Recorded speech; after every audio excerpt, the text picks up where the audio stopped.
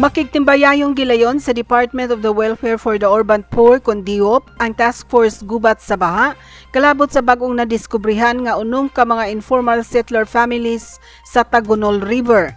Mao kining gipahibaw ni Task Force Gubat sa Baha River Commander sa South District nga si Brigadier General Jefferson Omandam. Si Omandam nirekomendar og dinalian nga evacuation ilabi na kay nagsugod na ang ting-uwan og delikado kini sa ilang sitwasyon.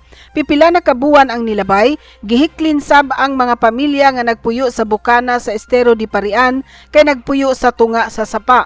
Base sa report sa mga river troopers sa Tagunol, ang mga balay sa unom ka mga pamilya naagyod sa tunga nga bahin sa sapa sa Tagunol River.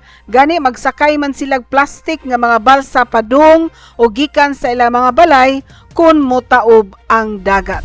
Kami sa Gubat sa Baha, we focus ourselves sa mga 3-meter easement.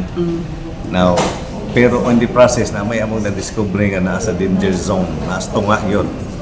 So, amo nang himo ang action in coordination with DIOP nga matagaan sila og immediate action, no? Kanang gitawag lang. Di na ni siya relocation, evacuation from the danger zone.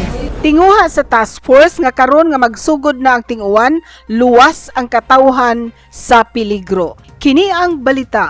Amy Matis, Cebu City News.